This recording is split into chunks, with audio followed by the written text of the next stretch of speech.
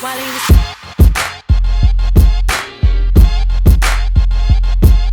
was to another episode of Built Different. I have my friend Kevin Dagher here, the Vice President of Cedarland, and we are in one of the properties, the Grid. This is relatively new. What's it, probably like, is it 2 years finished now? Probably 18 months. 18 months? Yeah. Okay. So going on close to 2 years. Kevin is the Vice President of Cedarland. I mean, they own giant apartment complexes, commercial real estate, everywhere ranging from Rochester to Buffalo. I saw that online. You guys got some in Rochester too. And my estimation was probably about 800,000 plus square feet of real estate. That's correct. Which is amazing. Yeah. That's an amazing accomplishment. I mean, easily you guys can get to 1 million relatively here soon, I would imagine. How many units is it? So, thanks for having me, Desmond. It's good to be here. And so units, because we have a mix of, commercial and, some couple plazas, but residential units, we are at probably over 400 with 120 under construction right now. Okay. And then when you factor some commercial, we have probably, 400,000 square feet of commercial space. Ooh.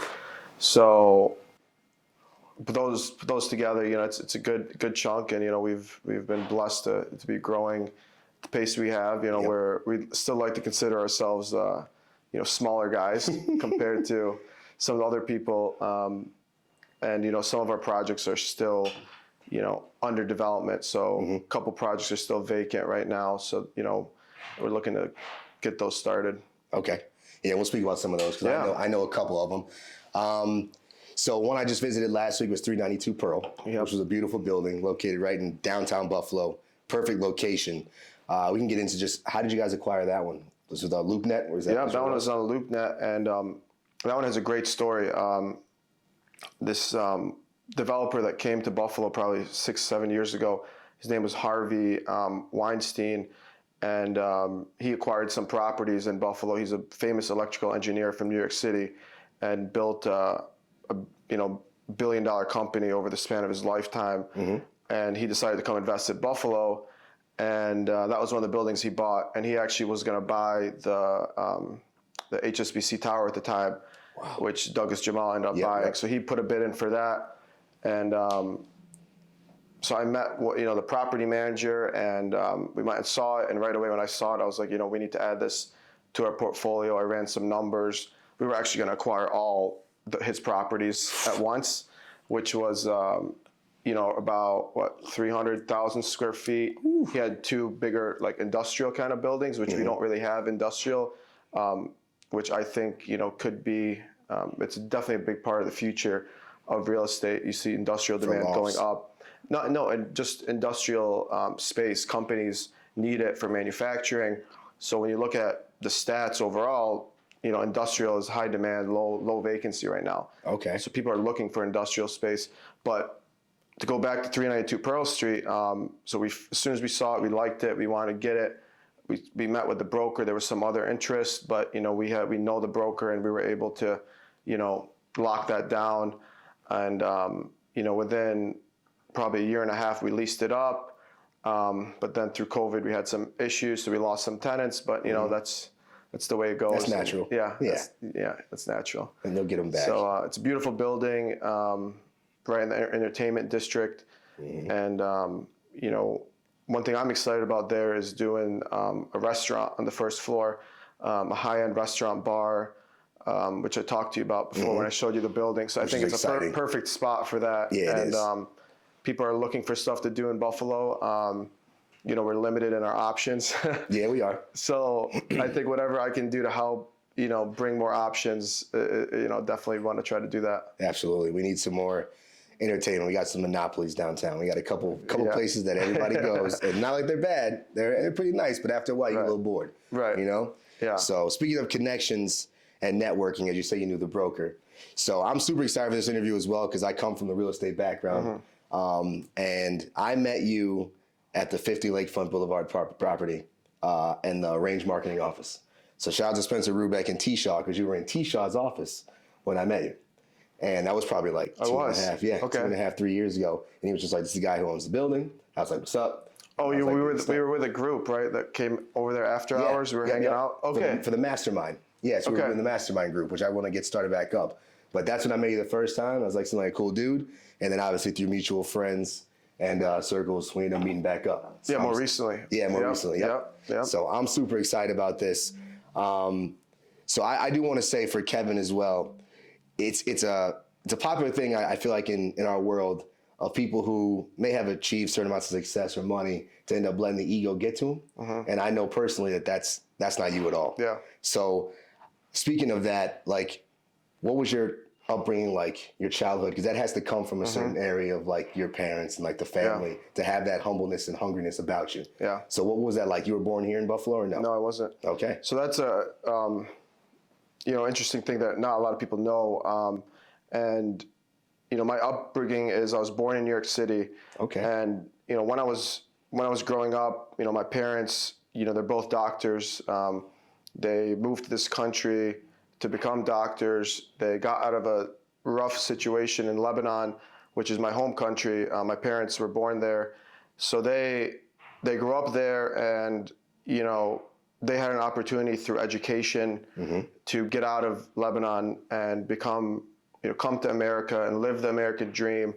But when we first started off, when I was born, we didn't grow up having nice things. We didn't grow up, obviously, bare bones, like poor, like some, other people in Buffalo. But, so I saw that side of it.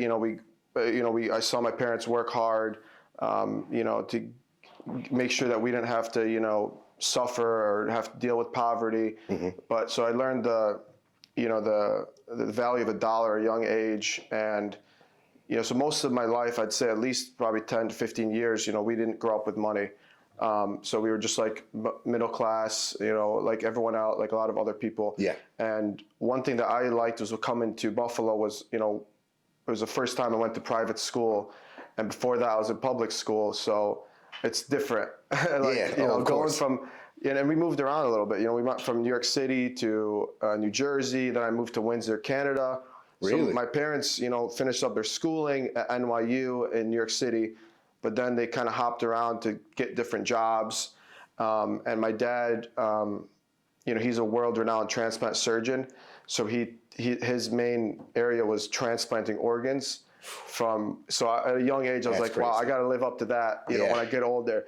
So I got to, and when I was younger, I wasn't as maybe, I wasn't as wise, but probably when I was 18, 19, I realized like, I have to kind of get my act together, figure out what kind of person I want to be, and going to private school actually helped shape that in me, which, who knows, I went to, a different route. Public school, right. A lot of it comes down to, who you surround yourself with. And I was lucky to meet the right people, the right groups, build those connections at a young age, but I didn't grow up, rich.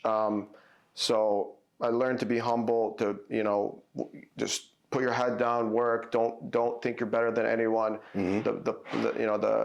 The janitor is the same as the, executive vice president. You treat people the same way. They all have a role in every single, job. So that's how I kind of grew up. And one of my things is I never want to lose that as I get older or become more successful. So I'm conscious about that, and I'm glad, you can notice that, because, I don't want, I don't want to come off like that. And, so that's a little bit of how we got started. And, we worked our way up, and slowly we built on our successes. And, now we're able to live the American dream, which is, very thankful for. Yeah, absolutely. Which is awesome too. And what part of Jersey do you guys live? Rutherford. Rutherford? Okay, yeah. I know Rutherford is because I come from Orange County, so the tri-state area. So I grew up like an hour and a half away from New York City. So we were always in the city. Like we always got our school clothes. We used to go down to the city, go to the Garment District, get some clothes. They had fake Rolexes on Canal Street and stuff like that. But that was like we were, as children, as me and my sister, that was like something we loved to do. So I love New York City. So what points what private school did you go to here? I went to St. Greg's, which is a grade school from 5th to 8th grade. And I went to St. Joe's. St. Joe's? Yep. Got quite a few friends who went to St. Joe's. Yep. So I've heard that name before. Yep. And then you stayed up here, and and went to UB. Now, what made you go to UB out of all the places? Because you're a smart dude. I know you are. What made you stay here and go to UB when you probably could have went off? So funny story. I mean, this is the kind of origins of where Cedarland started. So after high school, my parents always were pushing us to become doctors. So, you know, they wanted us to follow in the footsteps. And, you know, if you know Lebanese people, they're always like, they always pressure their kids, either a doctor, lawyer, or something. And some other, you know, nationalities do the same. But Yeah, that's kind of how I grew up. Go to school and get educated, become a lawyer, engineer, doctor. So, but I was like, you know what? I like biology. I like science. So I was like, I went to school at Damon for physical therapy. So I got into the physical therapy program at, you know, freshman year, and probably a couple months into it, I started realizing like this is not my thing. You know, the school, it's a great school, great, you know, medical programs, but it's a small school. I felt like I was in high school again, even maybe grade school. You know, and it was just like, you know, you didn't feel like you were in college. You know, or, you know. So I wanted to get more of that college experience, but I also knew that, you know, medicine might not be the right fit for me. So probably halfway through, actually end of my first year in college, I decided I want to go to UB for, you know, business administration, kind of get an MBA, go through that route. So I started kind of making plans to transfer. I had to stay there for another semester at Damon to kind of get the right credits and stuff. To be able to transfer? Okay. Yeah, so midway through sophomore year, I transferred to UB.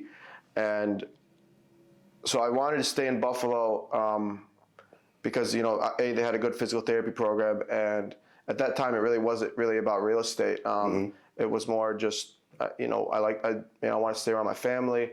But during that span of the freshman year to my sophomore year, I started getting more passionate about real estate. Me and my dad started, you know, thinking like, all right, you know, we would see the stuff going on Buffalo Rising, Buffalo Business First, articles. Hey, something's happening in Buffalo. You know, like it was the origins. Renaissance. It was the origins back then. You know, people were talking about the medical campus. They were talking about the waterfront. And whenever you can start building a base like that, that is, you know, where growth starts to build up upon. So, so that's when I started getting into real estate. Was, you know, never before in high school really. I mean, my dad always owned real estate, but it was a house there, like it wasn't. These 200 units. Yeah, I wasn't like so passionate. I'd go there and be like, wow, like this is my future. That, you know, a multifamily house. But I started seeing the potential, and me and my dad started talking, and we're like, how can we get involved? What can we do? And that's kind of how things got started. My dad always had a passion for real estate, and he's a, you know, incredibly charismatic person that people, you know, he spent a lot of his career saving lives. So he knows how to connect with people, you know, build relationships.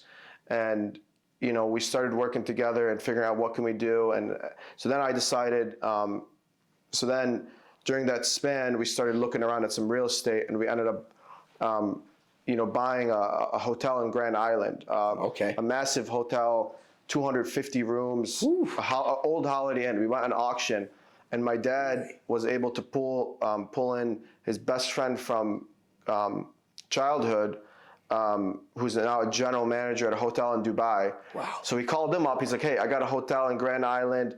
And Grand Island is incredible real estate. I mean, it's the largest freshwater island in the world. And I feel like it's forgotten about, too. It is forgotten about. There's some things, politics over there, but it is completely forgotten about. So there's a lot of potential there. So my dad called his friend. He's like, hey, you know, I got this hotel. What do you think? And his friend's like, hey, let me make some calls. Next thing you know, my dad's there bidding on the hotel. This guy flies in from Dubai. They're both sitting there. They're on the phone with the other investor, and they're going up 3.5 mil, 3.7. We buy it for 4 mil. This big hotel. And then I'm like, did we really just do that? So like, what are we gonna do with this big hotel? Yeah, exactly. That's like vacant. 250 rooms. Yeah, and it's vacant like 30%. Its vacancy is like 30%. So like this thing is losing money every year. It's not making any money. So so that's how things got started. And then my dad got involved with this group that, you know, owns hotels in Dubai and stuff like that.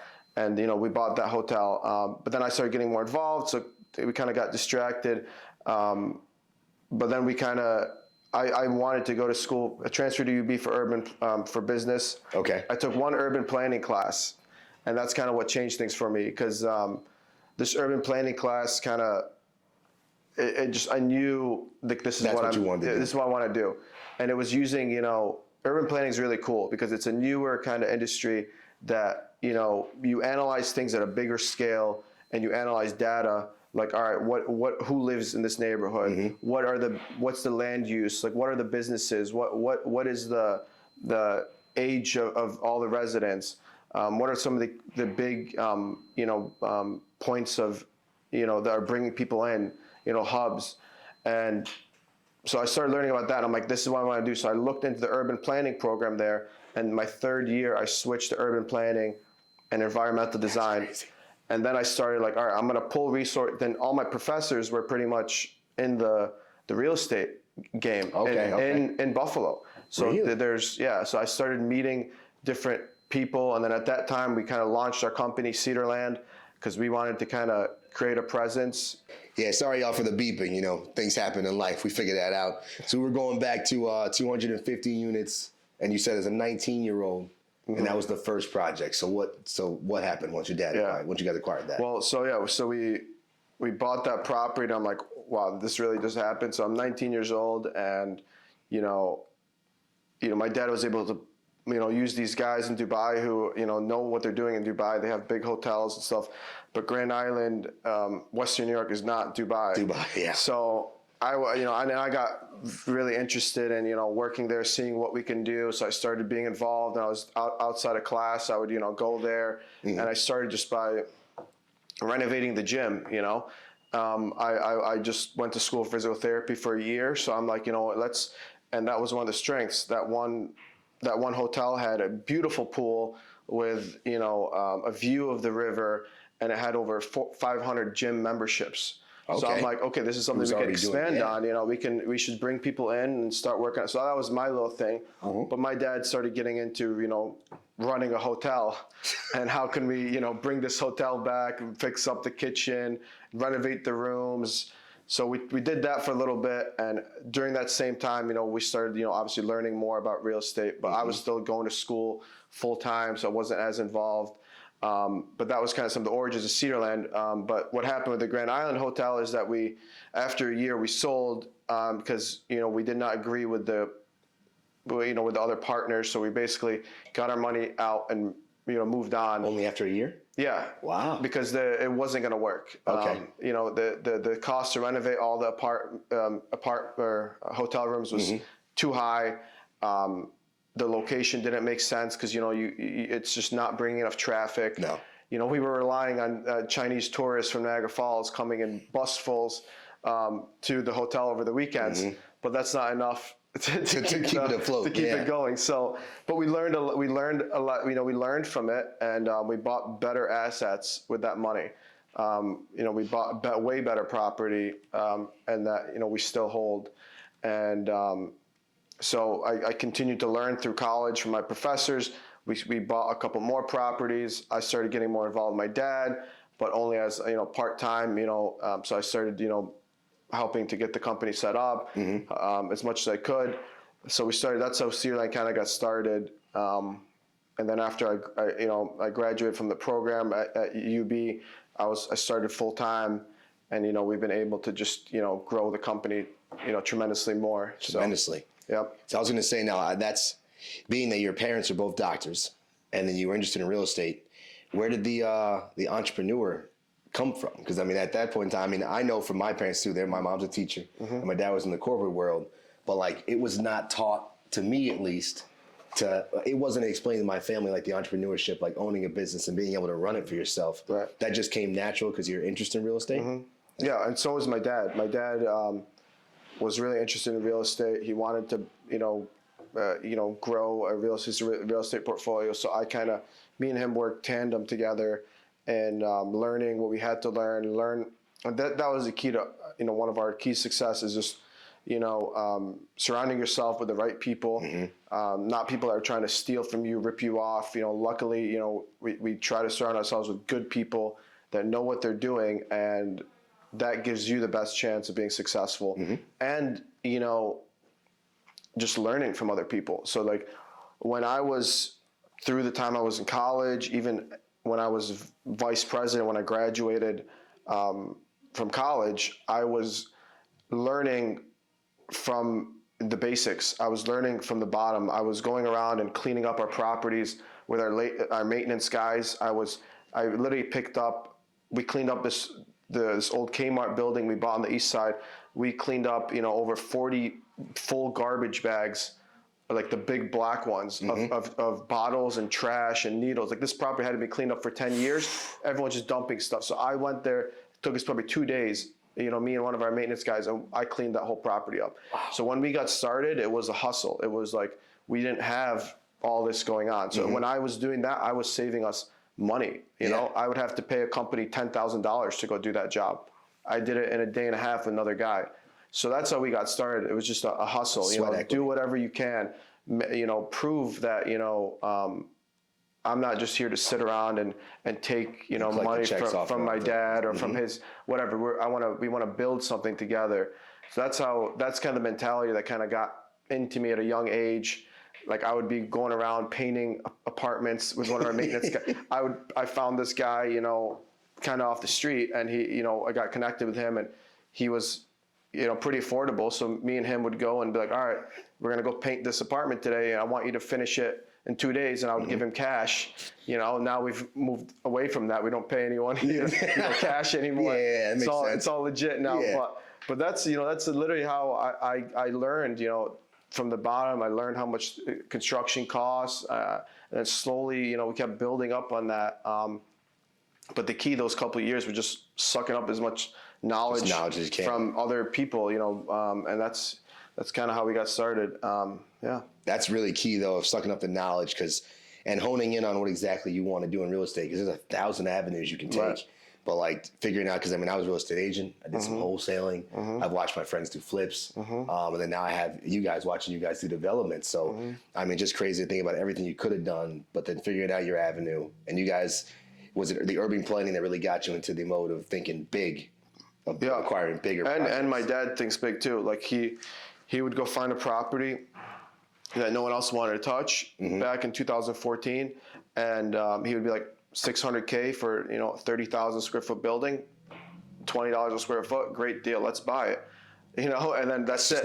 But a lot of people, and those deals are harder to find now, but sometimes it takes that initial initial mindset to like just do it, just go do it, and then we'll figure out how to make it work. And a lot of people don't do that. They're like, whoa, hold on. Like, why is no one buying this? What? There must be so we kind of, we both kind of enjoyed that. And there's something about doing a redevelopment that is just different than just buying something like that's already leased out. You're bringing up a part of a city up, like this one building I'm talking about is 950 Broadway, which we bought 7 years ago, and we're just starting this year. So we have sat on that for 7 years. And this year is the year that we're going to get it going. So that's how long sometimes it takes to do shit. But, it means something. We're going to impact the whole community of the east side of the Broadway Fillmore neighborhood.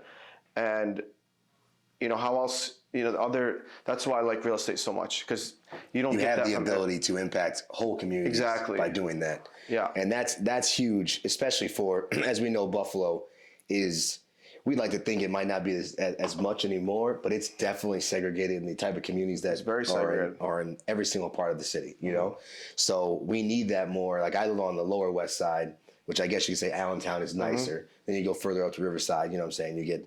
It's a lot of Spanish demographic, and then east side black, and but we need more of that going on, and I like what you said, that just like, you don't have analysis paralysis. Like someone will be, I like buying a 250 unit hotel is scary for a lot of people to just be like, all right, we'll figure it out. Right. Well, that one we might have a little bit more planning, but still we didn't fully know what we were getting into. That's still a lot. But you count on your team in that scenario, like these guys have run big hotels. So in that scenario, it's like working with the right people and, being able to count on those relationships, which is part of what we did here at the Grid, Yeah. Well, you said that with the grid, you had partners come in and like just help you guys figure out the whole process. Okay. Yeah. Well, they did a good job. Yeah.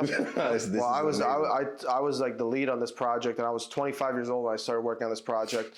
I was just getting out of college recently, but I was able to use all that stuff I learned about urban planning, design, what works, and kind of implement that into the development, which I learned a lot about. But it's honestly, it took a huge team of people, and you really need to be able to count on the people that you have working for you, and without them, you can't really. You can't make teamwork a success. Makes the dream work. You can't make a success like this just by yourself. Yeah. And I've also learned that over the years is how important it is to build the right team, treat people the right way. Don't screw over the one contractor because it can come back and bite you 5 years later. So we never did that, and it's helped us out so far. Yeah. Yeah. Of course. And I'm thinking, what's one of the biggest, I guess you said, challenges, or one of the properties that gave you the most challenges throughout the time from the hotel until the grid? I guess one of the biggest learning experiences that you it'd be this one for sure. This one? The grid. Yeah. Okay. This one? Okay.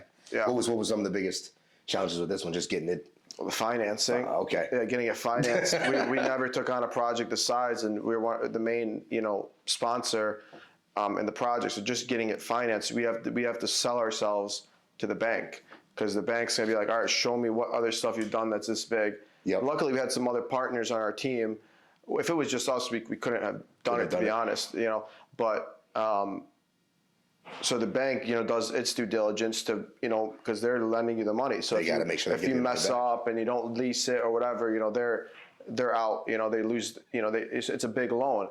So luckily, though, over the last couple of years, we've been able to build relationships with the bank, with different banks, and now that's been accelerated after the success of the grid. We refinanced the grid recently, December of last year. So it's probably one of the biggest refis in probably Western New York history. We got it's a beautiful thing. So yeah. Now we've reached a whole other level of banking relationships and that stuff, which it's great because just 4 years ago we were running around like crazy to get banks to give us money, and now it's like they're like dying to give you money. It's and I'm like thinking of like, it should be. I get where the banks are coming from risk and stuff, but like I just wish more people had access to some of the lending. Like once you make it and do a big successful project like the grid, every bank is like, oh shit, like I want to give these guys more money. I just wish other people had that opportunity without going through all the stuff we got. We had to go through to get to that point. Yeah. So that's one of my goals is to kind of make real estate investment more streamlined for just regular more access people. To regular people. Exactly. It is a struggle. I mean, and I want to get into that a little bit later, but it's definitely, I can tell that's one of your focus points of being able to make it more accessible, because it's not easy, especially when you come from different neighborhoods, and it could be of color, different nationality stuff. You have different obstacles you face. Now it can also be in your own mind. You can get through a lot of what you want to. At the same time, there are people in different places that might not want you to get as far as you can get. So I like that about you, that you're trying to always further the culture in the sense of anyone can really do it, right? And to be able for everyone to do it if you're willing to learn and know the process. Exactly. And that's how to bring a city up or bring an area up, you need a bunch of people working together, and you don't just bring up a community up by yourself. You need the local, councilmen, you need the local community leaders. So I've learned to work with all those people to kind of help, see what's needed in this building on the east side. What are some of the community needs. So that's all the stuff that I really like working on, and it all has to do with urban planning, but being able to do it on my own stuff, with my dad, really, gives me a lot of passion and, appreciation. Yeah. I could imagine that. Yeah. Perfect. All right. So we're going to do a little thing called the Rolling Stone round, which I do in the middle of each interview, where I'm going to ask you a series of questions, and then you just reel off the first answer. And so I'm going to ask these questions. I would always ask the same one, and I have to do it. I got to do it's Will Smith or Denzel? Denzel. Yes. Yes, finally. Everyone always says Will Smith, but it's Denzel. Leo or Brad Pitt? Brad Pitt. Brad Pitt. Well, actually, no, Leo. Leo? I like Leo. Okay. Yeah, because he's a big climate change guy, and he's Yeah, a he good is. dude. Yeah. Great acting too. I mean, some he classic is. movies. Yeah, Leo for sure. Okay, Scottsdale or Miami? I've been to Scottsdale, so I'm gonna say Miami. Miami? Yeah, I've never been to Scottsdale. Okay, you gotta go to Scottsdale. Okay. It's pretty lit. Old Town Scottsdale's dope. Okay. I went for a bachelor party. It was wild. A yacht or a private jet? Yacht. Yacht. Okay. Mexican or Chinese food? Mexican. Mexican. I feel you on that. The last song you played on repeat? I don't really play songs on repeat, but probably Best I Ever Had, Drake. Okay. A throwback. Yeah. I like that. Listened to that recently, so. Okay. Yeah, I love some Drake. We're getting natural disasters now. Everyone finds this funny. Hurricane or earthquake? If you were going to be in one of them. Earthquake. Earthquake? Yeah. Okay. All right. Have you ever been in one? No. No? You been in a hurricane? No. No? I'm trying to think of what's safer. I was like, probably earthquake isn't that much safe. It depends what kind of structure you're in, but yeah. I don't know. Yeah. Iron Man or Thor? Iron Man. Iron Man? All right. Because he can fly. I do like Thor, though. Garyvee or Grant Cardone? Grant Cardone. I figured that because I'm a real estate guy. Yeah. Yeah, I listen to Grant. I'm reading his book right now, The 10X Rule. Yeah, me too. I like him. He's great. Teleportation or time travel? Time travel. Time travel? Okay. First person to say that. Yeah. I agree with you on that. What's worse, laundry or dishes? Laundry. Laundry? Yeah, I might be at dishes. I can't stand dishes. Yeah. Yeah. I think laundry's more work. It is more work. It definitely is. It takes a longer amount of You time. gotta fold and all that. Dishes easy. Just scrub them and put them in the dishwasher. Yeah. Yeah. For those of us with dishwashers. Oh, you don't have one? Nah, not my shit. part. Then I get why that's worse. Yeah. Nah, I need have a a dishwasher. dishwasher, bro. I had one growing up, and I'm like, ever since going to college, I haven't had one. I'm like, Have them put it in. You can put one in. I'm not paying to put one in someone else's house. Right. That's true. But my next apartment will have a dishwasher for sure. I can't, and a laundry in We unit. got some here, so. Oh, okay. Very nice. And unit laundry and dishwashers at the grid. Yep. That is beautiful. Yeah. And parking. And parking. And off-street parking, because Yeah. people have hit my car several times on Hudson. Yeezys or Jordans? Yeezys. Yeezys? Yeah. I still need to own a pair. I don't have a pair. I know they're comfy, though. I got a couple. I got like 2. Pretty nice. Yeah, they're nice. Yeah. An all-glass penthouse in a high-rise or like a 6,000-acre ranch? It's tough. Right. Probably all glass penthouse right now. Yep. I feel you on that. I enjoy both. I mean, you're from New York City, as you said, and like I grew up in the country, so I don't know which one. You probably need both. You need I somewhere should say to you go. probably need spend both. half and half. Yeah, because I kind of want to own some horses and it's just more bulls. Peace of mind is important. Relaxing and nice and quiet. But you can get that on top of a high rise. You can get that peace of mind too. Yeah, you can. Kind of on top of the world. Nice view, exactly. Yeah. Especially you got some water you can see from there. It's a beautiful thing. Yeah. Superbad or The Hangover? Hangover. Hangover? Yeah. Okay. Both two classic comedies. Yeah, you really can't go wrong with either one. Yeah. But I don't know which one I would pick. I don't know. Yeah. Might be Superbad. But The Hangover, I've only seen The Hangover like 3 times in my life. So like they're both good. It's tough because but the Hangover had a couple of them, so you get to push it out a little bit more. They had some laughs. Yeah. The Hangover is really funny too. So it's honestly with Mike Tyson. Yeah. And the little Asian dude. The little Asian dude, with the monkey. Yeah, with the monkey. I mean, he's funny in every movie. He was also a doctor in real life before he was a comedian. I didn't know that. Yeah. I didn't know that. It's crazy. It's super funny. What a change of careers. Right? And he's good at it. He's good at it. Switches to being a doctor to a naked Asian guy. In a comedy movie. That's a drastic change. There. Literally. He must have had it always in the back of his mind. Yeah, I know I can be a comedian. Yeah. That's hilarious. Yeah. All right, so that was every question I ask entrepreneurs is, do you believe that being able to thrive as a successful business person is built in some people's DNA, or can they learn to do it and be successful at it? Well, I think it's a mix of both. I don't think, because you could be born with that skill, but then don't do anything to really, you don't really live up to your potential because whatever you were kind of born into a family with money or whatever. But I do think anyone can learn the skills to be successful.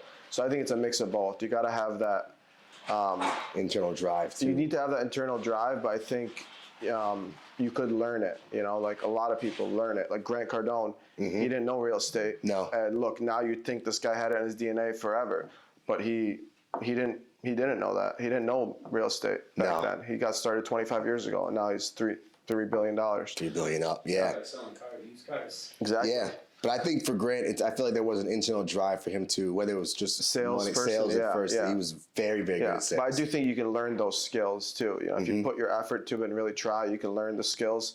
Because not everyone is born with it, but they're still successful. So like they go together. Okay. Yeah, I think it's a little bit of both. Yeah, which I've heard from people as well. Because I always say my business partner Al believes like it's in people's DNA. Like not everybody can do it. And I'm like, you can do whatever you put your mind to.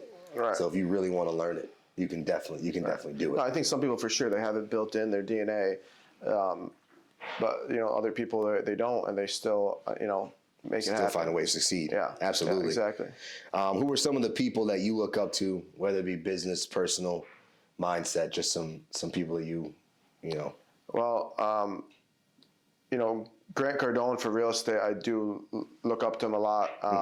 When I was younger, when I kind of got started, I really looked up to Barack Obama. Okay. Because I felt like I saw his first speech when he was announcing, powerful. And I was like, this guy's running for president. Like I was like, no way he's gonna. Like he sounds great. I was like, but I didn't think he was gonna be the next president. And like he just, his message of change and hope and sustainability and like protecting our planet and all that stuff, like it really helped kind of like nurture kind of where I was at the time and like where my route should go. So he was someone I kind of looked up to because yeah, and he doesn't look like a typical president, and his name, Barack Hussein Obama, and he was able to become the president of the United States. Yep, that's pretty crazy. It is. Yeah, my parents. Well, my dad, he stays, I guess you say, laissez-faire. My dad stay in the middle. You just stay in the middle until you mess with his money. He cares.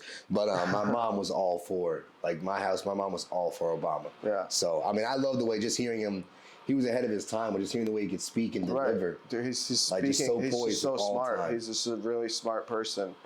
And yeah, his communication skills, like I was impressed at a young age. I didn't even know much about politics at the time, but I just like listening to him, and I'm like, wow, this guy sounds pretty good. He knows what he's talking about. Yep, someone to look up to. Yeah. I can definitely agree with that. I never thought about it, but I definitely agree with it. Yeah. And I wish we could hear some more. He's chilling now, him and Michelle. They're always active. They're always doing activist things in the community. But the Obama Foundation is really interesting, what they're doing there.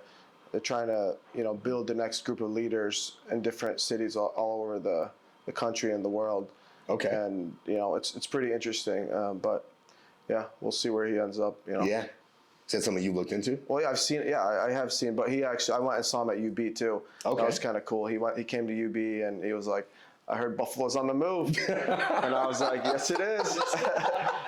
That was like in 2014, I think. I was still, he came to Buffalo, and, I remember going there with my dad, and, we, back then is when it was starting. It's pretty cool. That is dope. I didn't even know he came to UB. Oh, yeah, he did. I was just 2014. I would have been still in Fredonia.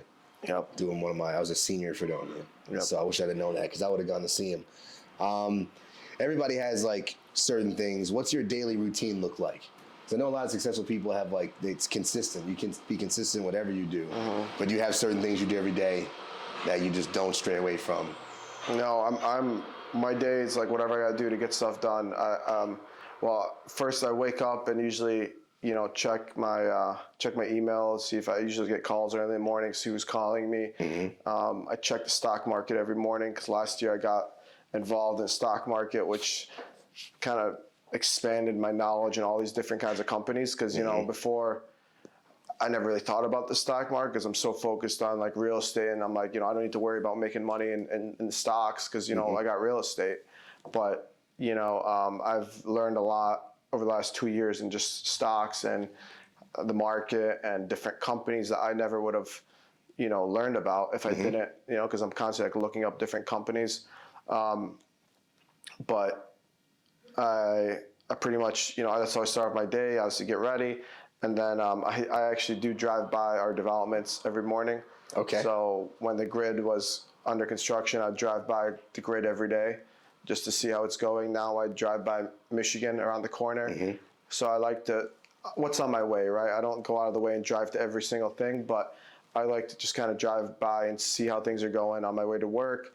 And then I pretty much just, I have meetings pretty much back to back and emails, and, that's how I spend my day. And then I try to relax after work, wind down, because I got a lot of different, my head's going 100 different places a day. So I try to really relax. But I'd like to get into more like meditation and kind of, taking care of myself a little bit more. So that's one of my things I want to, focus on. But it's hard to find the time sometimes, but you can't make that excuse. You just gotta do it. You just gotta find the time. Yeah. My mom is huge on. It's funny because I went home for like a week during Christmas, and this woman just sitting on the couch, just like eyes closed, sitting there. I'm like, Mama, she won't answer me because she was meditating. Oh, really? And every single morning she did the same thing. I'm like, all right, you good? She's like, yeah. She just sits there, won't answer you, just meditating. She won't answer at all. Nothing. No, she just movement? all in her head, just all in her head. But it makes her. It takes a lot of focus to do that. It does. She's gotten really good at it, and I don't know, maybe my ADD right now, maybe because I'm younger, it's just hard for me to sit still for that amount of time. Yeah. Even like keeping my mind clear is hard. So it definitely takes a lot of practice. That's my challenge, yeah. So that's one thing maybe we can both work on this year. I'm trying to work on it, just get like better, just like staying, because we all want to do 1,000 things, and you can only do one thing. We can do many things, but try to do one thing at once. Yeah, you don't want to burn yourself out. And like I've been working super hard the last couple of years, so like you can tell by all the gray hair I got at 28 years old, but taking care of yourself is number one, because you can't do what you do if you're not taking care of yourself. Yeah, we have to be able to live as long as we possibly can. So what were some of the things you were investing in the stock market? Did you get into any crypto? Did you? Well, more recently, I got into crypto probably like six months ago or so.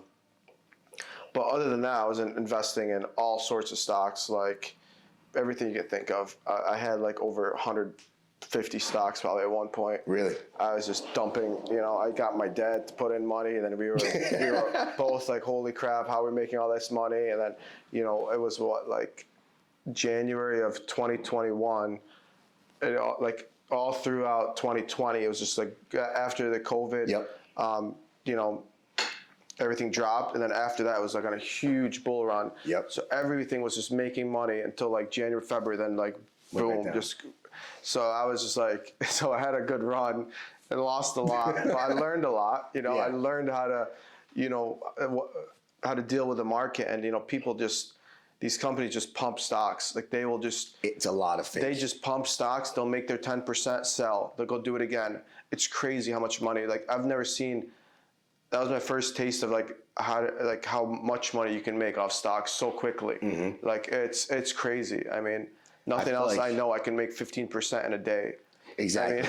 But it's almost like scary, because a lot of it's, especially during COVID, it just felt real fake. It was. I mean, you could tell by the way they were doing it. It was by the way they did like the GameStop and those other ones. You could tell like it's just like there's the part in Wall Street, Fugazi, Pixie Dust. There's a lot of market manipulation. So these hedge funds that have billions of dollars, they manipulate the market however they want, given every day. But now there's a new player in town, which is. They call it the, what do they call it? Like all the people pretty much, like all the normal folk that got into the stock market, and now they can control things like the Robin Hood people or the people that are on social media. Like now they can drive stock prices up and down, which before it was only the hedge funds. So 'cause they lost so much money during like that. I mean, Reddit was the reason why. Well, they still, like those Reddit people, I forget, they have a name for that whole class, but it's all the new people that got into the stock market over the last 2 years. Because they do have a name. I know what you're talking about too. Because I watched the thing on like. The retail investors, I think. Is it called retail? Retail investors. Okay. Yeah. So I think it's retail investors, but So I've been watching like, some YouTubers and, like Meet Kevin. I started watching him like a year ago, and he is like a 29-year-old, just like me. I think he's 28, 29, but he made $20 million during the stock market in the last year and a half. And he started out with $3 or $4 million. He leveraged all his real estate. So he took out loans, pumped it all in the stock market during the crash, put a lot into Tesla. So he quadrupled his money. Tesla. He quadrupled his money in a year and a half. And he started off as a broker, a real estate agent. All the money he made as a real estate agent, he saved up and bought real estate with. When the time came, he refinanced it all, dumped in the stock market, and made $20 million. So I was like, he's the same. I thought like I had a good year. And I'm like, wow. You probably did. He just sold it. Quadrupling. Yeah. He just sold a bunch of stuff. He did. He just sold it because, he just sold all his $20 million stocks. Now he bought. I've been trying to keep up with him because there's been a sell-off, and I'm trying to see because I'm busy, so I don't have time. Like if I spent time every day like looking at stocks, I can make a lot of money. Yeah. But you also could lose a lot of money. So it's a balance. Some days it's a big loss. Some days it's green. So you got to be like mentally prepared for that, because I wasn't at first. Some days I'm like, I just want to get rid of everything and not worry about it. Yeah. Because it's like so much. It's way more peaceful not to have to think about. Not to have to think about it. I agree with you on your that. phone every 10 minutes. Just like what's happening, especially that first hour the market's open. Right. Like what's going on. Right. Have you looked into the metaverse at all? I have. Yeah. What's your opinion on where you think it's going? I don't know. I have mixed feelings about it, because I feel like people are already so like detached from reality. They're sitting at home too much playing video games, and like I don't know. I mean, to me, being like some applications might be cool to see your like relative in like across the world, maybe in person, or maybe like gaming, being able to like play. But I don't think it's gonna take over our lives and be like the future, because I hope it's not. It wouldn't be a fun future to me, because if we made our reality so bad that we have to live in a virtual reality, then we really screwed up. That's a problem. You're getting jobs and owning real estate in a virtual place that you're paying actual money for, instead of actually trying to do it in real life. In the physical world. Right. Yeah, I have mixed feelings too, because I'm like, we can't. It's like social media has already done a lot. Right. It's done a lot of good and done a lot of bad. So like, if we're already doing this and we're already in our own bubbles with social media, what's going to happen when I can put on glasses and walk through a virtual? Then you don't even have to go to the mall. You don't have to go outside. Yeah. It just, I don't know. So I'm a little hesitant about that. I don't feel like it should be the future, and I feel like the people that are trying to make the future are obviously the people that make money off it, like, metaverse, like Facebook. All the NFTs that have which popped up. NFT is a whole different subject. It's kind of interesting, but we'll see. It's gonna be an interesting time. NFTs definitely are. I don't want to get too much into that, but it's like I get it, but at the same time I don't get it, because it's like it's really the rich getting richer, because unless you have some clout or popularity already, that's what drives the price of an NFT.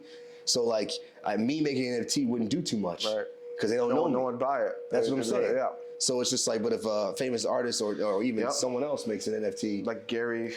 Yeah, Garyvee, he made $100 million. All in the NFTs, and it's just like that makes sense for someone who's already big in what they do, but it's not helping anybody. Yeah. Just like, I feel like the successful NFTs are the ones that have real world applications that like, can cause change in the real world. Because it is interesting. Like it's just a secure way of, trading.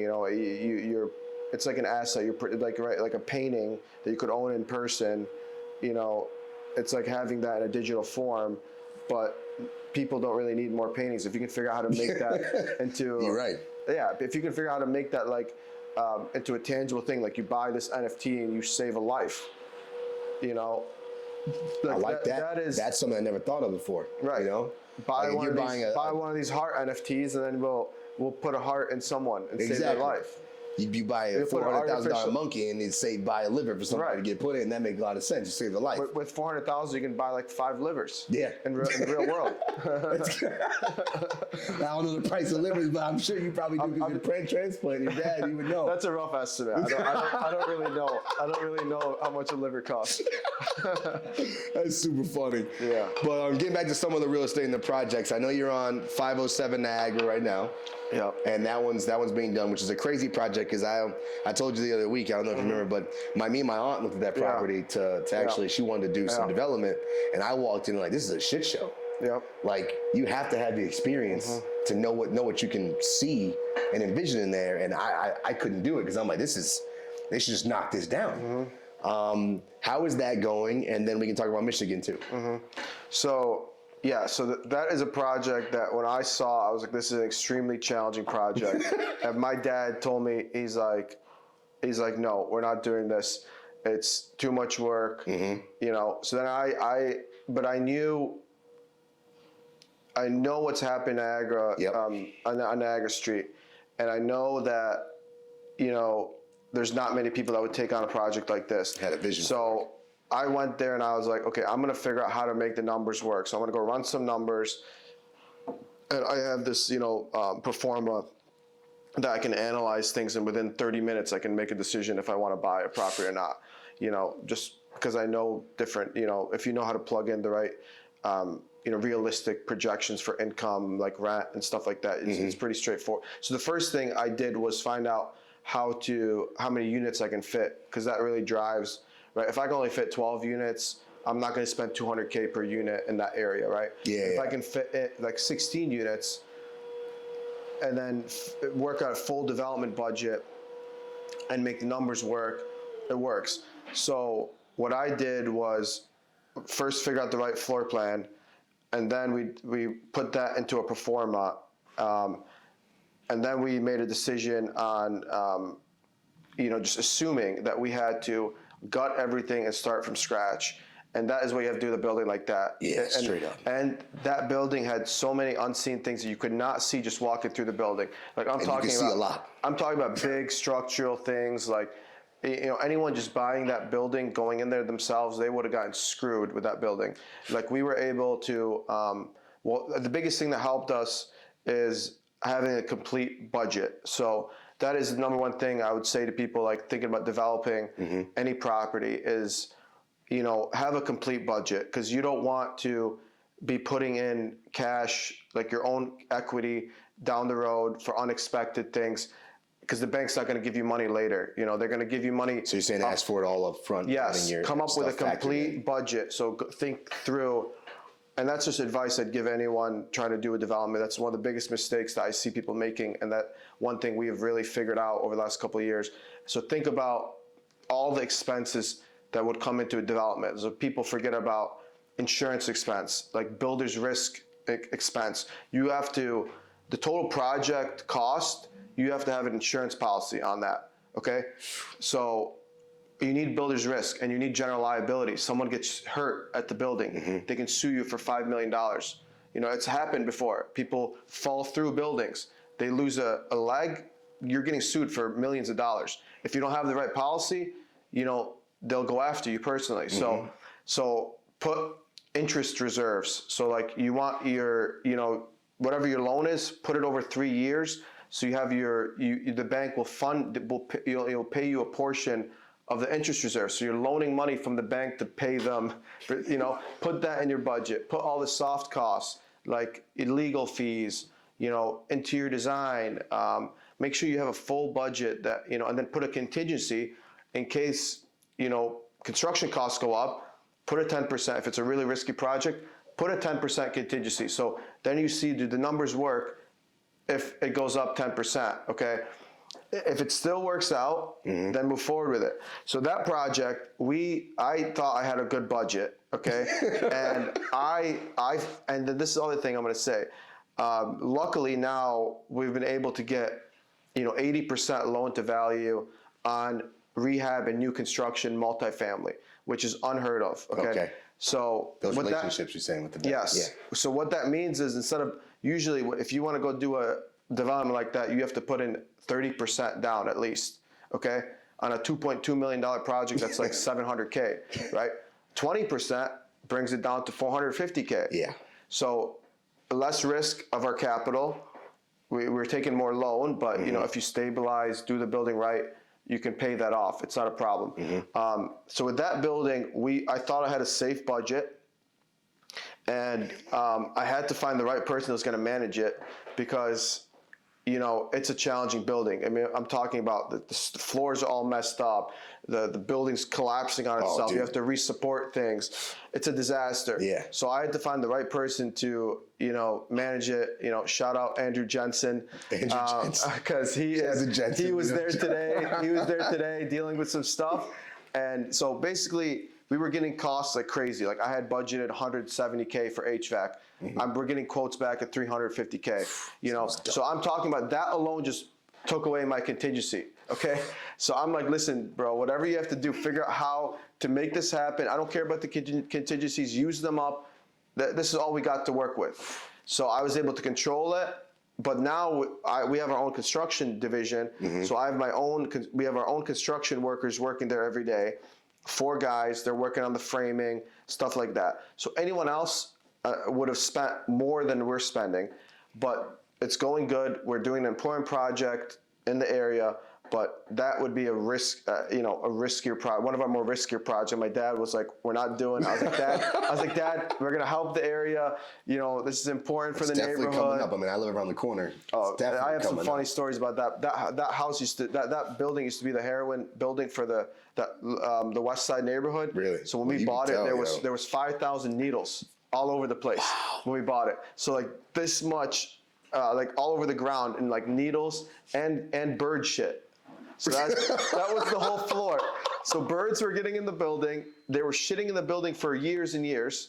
So that's what we walked into in that building, and we still took it on. Yeah. So even for you, that was, I can hear, even for you, that was a tough building. Oh yeah, and we're still dealing with problems with it. Not many people could do that. No. That's crazy. Yeah. All right, we'll restart these. Let me. These kids love their weed. You have to charge to make any money like $1.8 per square foot. So you have to charge like $1,900 a month just to make the numbers work. And now with increasing costs. So, but when you build smaller units, you can still do all this stuff. You can still put everything in there like you want, like a washer, dryer, stove, dishwasher. But then it becomes that $1.8 square foot becomes way more affordable for people. So like $1,000, $1,100. So people are willing to sacrifice paying more in rent to live in a smaller, paying less in rent to live in a smaller space. So that's one of the ways that we're able to still be able to make projects happen with the current climate we're in, which is causing a lot of problems in the real estate market right now. Okay. Especially for developers. Like, I mean, it's because that cost has to go somewhere. You know, when we have a 30% increase in our cost to build something, you got to make up for something. We have to charge that back to people. So that's why the cost of rent is going to be going up so much higher this year and next year. That's scary. So it's a big issue, and a lot of people already can't afford the rents they're at now. So, but you can't build stuff without making any money on it. So like, you know, the way to really figure it out is get costs down.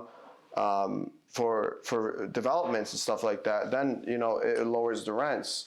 But yeah, so that was a challenging, and that's been under construction now for Niagara for 4 months or so. 4 months. But we're gonna be done with that probably in January, so another year. Okay. We'll be done with that one. Whew. Yeah. I know it's gonna take. I mean, these things take time, especially with that type of building. Who does your the rendering?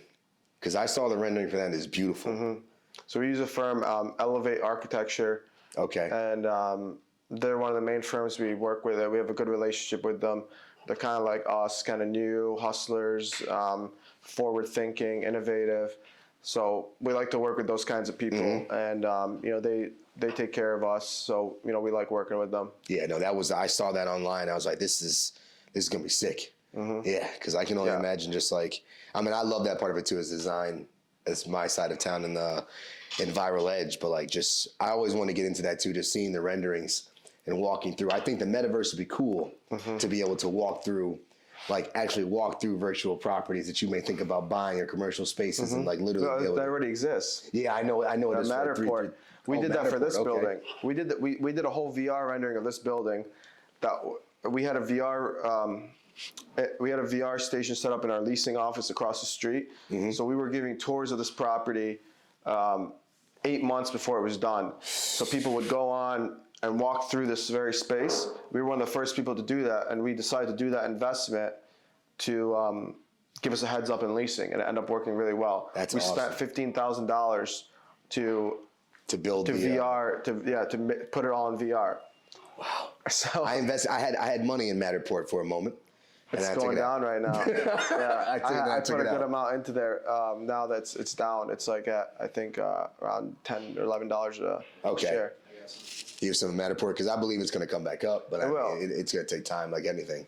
Yeah. But that's awesome. I mean, that's one application I've always seen for the VR is to really be able to walk through real estate and be able to make it happen, you know, and be able to actually see it before it's built.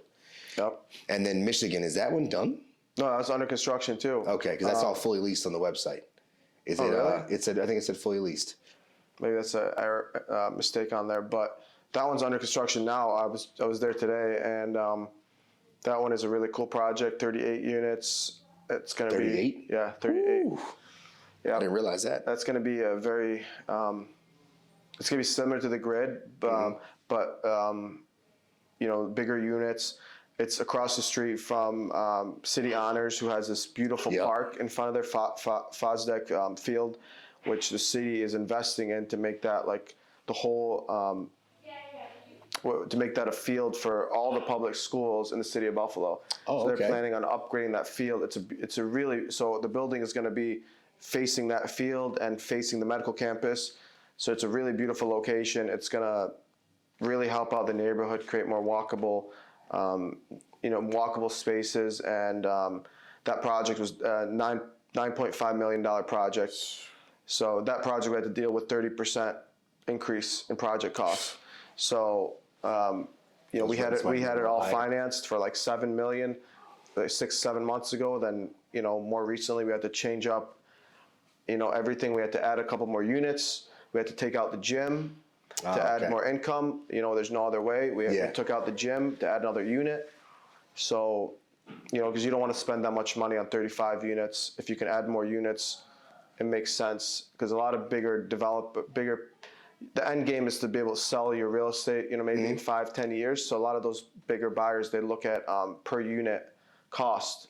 So if you're spending $250 per unit, it's hard to get $250 per unit when you want to sell it in 5-10 years. So you want to try to get that to a more reasonable amount, $200, That makes sense. to make your money, to at least, make some money. Make some money. Yeah. Yeah, that's exciting. I didn't realize it was that many units. Yeah. And that's awesome that it's, right in front of that, in the field with City Honors, because I know where City Honors is. It's right around the corner, yeah. Yeah, right around the corner. So, I mean, this is a good question as well, because I know, obviously, we spoke about activism in the community and what you guys are doing. Where do you see Buffalo in like 3 to 5 years? I mean, you guys are making huge strides, but like, I know there's a lot of investment going on. I know Byron Brown was doing some things. Where do you see it going in 3 to 5? What would you like to see happen? Well, I would like to see Buffalo more as a world-class, city. We have some of the bones to make it that, which is the key is the people and having the right culture, right? Because you want to be able to attract people to come to Buffalo. So that's one thing that I would like to see is to make, to be able to, have a city that's able to attract people from outside the city to improve, to move here, to open a business here, to fix up some of our neighborhoods that have been decaying for years and years and years, like the East Side. So I know we would like to work on affordable housing projects and market rate projects. So a lot of people only do one. So we're going to work on both. Okay. So we're going to do more market rate developments like this. We're going to do affordable housing projects. And one thing I'm excited about is the infrastructure upgrades. The funding for that is going to be able to help, spur more development. And that should hopefully bring in more companies and hopefully bring more jobs and, keep the economy kind of growing. Because we made a lot of progress, but we're not where we can be. I want to be a city like, Chicago, Toronto. That's forward, because I know Buffalo is always, they say, always like, a little bit later, people catch on to what's going on. Yeah, it's a newer, people are just catching on to Buffalo. And now with the Bills doing better too. I was going to say that too. That helps out. That does. It's now on the national, because I wasn't, I won't lie, you know what I'm saying? I didn't live here my entire life, so I came from Cape Cod. So when I got to Buffalo, Fredonia, I'm a Patriots fan. And like, I know. People like excommunicate this man, exile. But I mean, I'm just saying. I am a Bills fan now.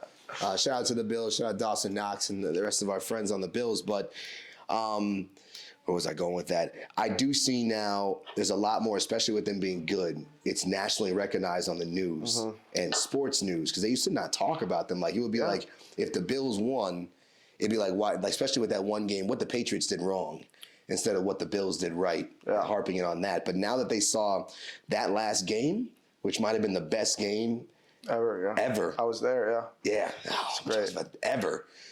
Well, I mean, 25 points in the last 2 minutes. They can't ignore Buffalo now, which is awesome to me, because that makes a big difference in the way people view the city. You're talking about Kansas City. I thought you were talking about Patriots game. No, Kansas City. I wasn't there, but that was an unreal game. I was actually with your brother, the rec room. Oh, yeah. And that was unreal. I know you guys are at 500. Yeah. But like, it puts us more on the map as people now recognizing the name as a city, which is great, because it might hopefully it drives more awareness in people to be like, oh, what's going on in Buffalo? Exactly. You know? So I think that's one thing the city has to work on is pulling in that talent from outside. And like, I always think about this, like, we should have a tourism department in our city of Buffalo that just never thought about that. Yeah.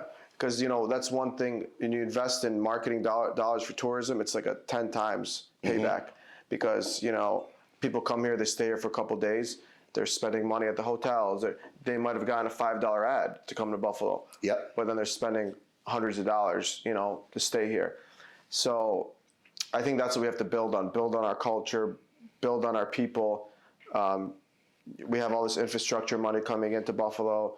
The state, the city, and the governor's office are all working together, which doesn't happen very often. So it's a good opportunity to set us up for future success. Now the question is, what's going to happen with it? That's still, I'm hoping for the best. But the good thing is we are involved in some of that stuff because of our projects.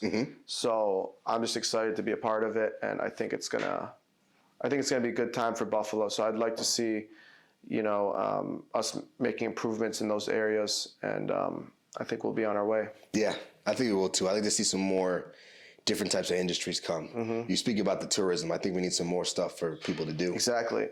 So without canal side, but without stuff to do, there's no tourists. Right. So I mean, and figuring out what to do in the wintertime. Exactly. Like more indoor activities, more. We need more of that. And we have a lot of it. Obviously, we have a lot of commercial space that can be used to do different things, especially down on just walking down the. It is Main Street. This theater district. I mean, if you walk all the way down, there's a bunch of empty, just empty. Yeah. Like just vacant. So I'm like, we got to figure out things to do with that, and it could be a beautiful thing. So I definitely want to see that too, as owning it's not tech, it's marketing, but owning a business in Buffalo. I want to see, because all I really see in Buffalo is like, you got insurance, you got medical, call centers, you got a lot of restaurants and beer, but I don't really see too many like activities and tech coming here. Yeah, so, well, Seneca One's doing a great job bringing tech companies. So they're Douglas Jamal is really doing a great job. I mean, I got to give him a lot of respect, because without him here, I don't know who else would take on all that to their plate. Not many developers are that risk adverse to be to buy $500 million worth of the toughest real estate to rehab. Yeah. Like I wouldn't want to take on that. I mean, I like taking risks sometimes and doing fun projects, but that's a whole different level. I mean, so he's been doing a good job at bringing in tech companies to Buffalo. And I think building more residential, dense development is what is going to help drive the business growth. and that's what's also missing in Buffalo. Most of the people are living not in the central business district. They're living around The outside North suburbs, Buffalo, and a lot of the suburbs. So like we need to build Amberg. more dense buildings, right? Like downtown, like bigger apartment buildings. Those people walk over the shops. They, feed all the businesses. Yep. So that's one thing I'm really passionate about, is trying to build more dense. Like this building is, dense residential. Yep. And close to many different things. Yeah. And it helps walkability. People are walking to shops. They're shopping on Uber Eats. It all feeds the economy. So yeah. So more of that is good. Yeah, absolutely. Someone's got to build a Macy's too, or somewhere we can get some clothing at downtown. Not Walden, right? Yeah, not Walden. Yeah. Not I got to go with Kohl's. You know what I'm saying? I want somebody to get like a hoodie at right downtown. There's nowhere that you can get a hoodie at. Right. Like I was thinking about it the other day because I had ripped jeans on, and they don't let you into the bars with ripped jeans on. I was like, I wish I could just get a pair of Levi's from somewhere right downtown. We were at Southern Tier. Right. I'm like, there's nowhere to go. Someone should do some of that too. Exactly. So I guess the last question I'll ask, which I ask everyone, we asked about. I got two questions. Two questions. Also, because I know we met Gary in the cannabis industry. Where do you see that going as what's in development of moving towards? Because I know New York is, it's not legal. Is it legal yet? It's legal. It is legal, but not for sale. It's just legal to hold. To hold it and smoke. To have some, yeah. Okay. So what's decriminalized? As much as if I don't know how much you can say. Yeah. But what are developments on that? Because that's exciting. Yeah. Well, I can't say too much because we haven't announced our official plans. But all I can say is the cannabis industry is going to give Buffalo and hopefully New York, the whole state, a chance to, be more involved in this industry that's been around in other places for a while. And that is and New York, you got to give them credit where it's due, but their legislation for this is like one of the most forward-thinking out of anywhere in the country, in the world, where they're going to use the tax dollars generated.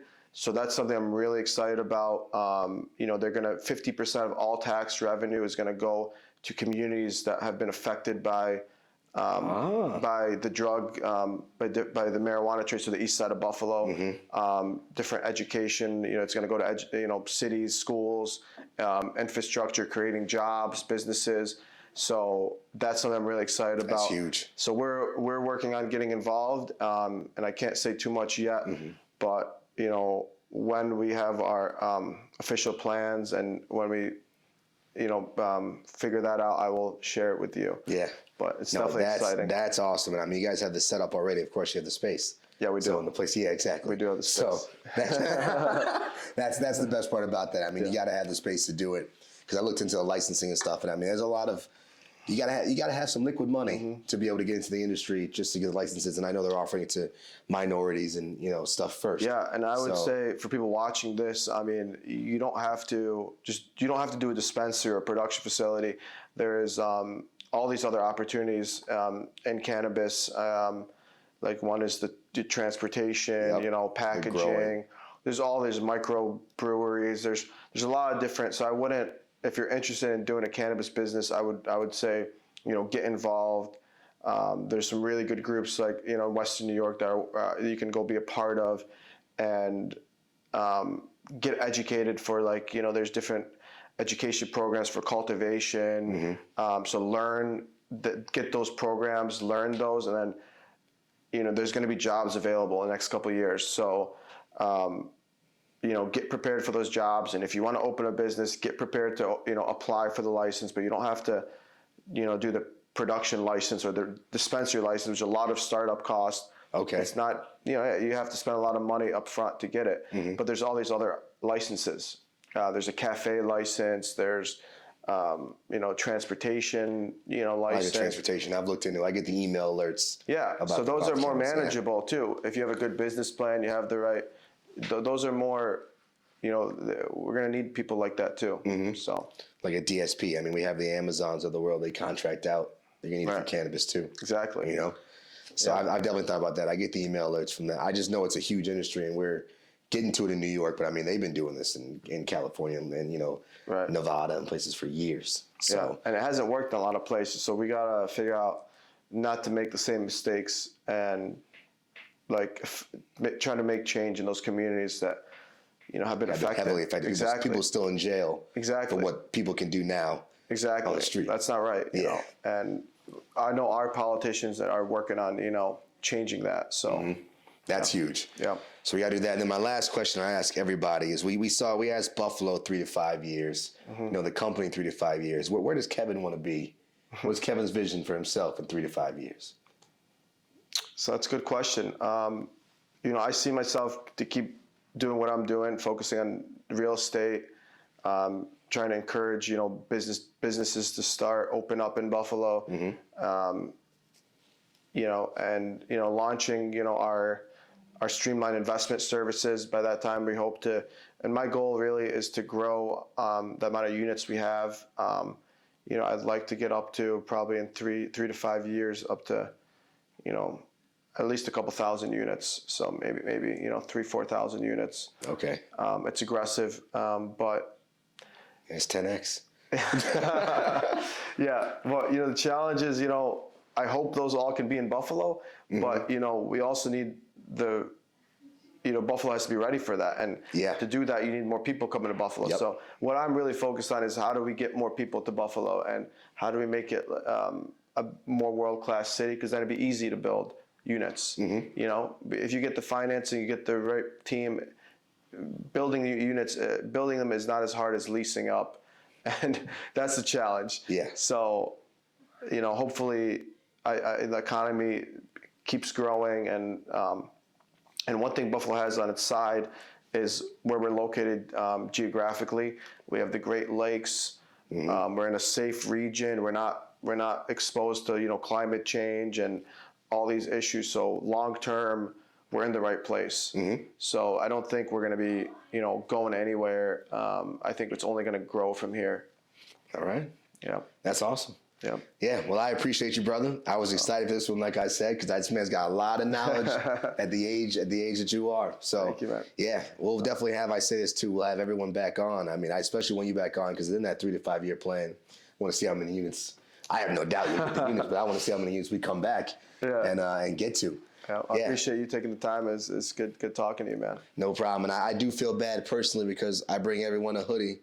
And Kevin's going to have to get his hoodie personally delivered because I do not have the hoodie today. I'll be waiting for it. But yeah, I'll get you. I'll be waiting for it. The three built different black hoodie. Yep. We'll make it happen. And I'm really happy to see what you're doing. I think it's great to be able to highlight people that are doing things in our community. So I think that's really important. So congratulations for that. Thank you. I appreciate that. All right, this has been Built Different. We'll see y'all later. Stay tuned. Peace out. My brother. This has been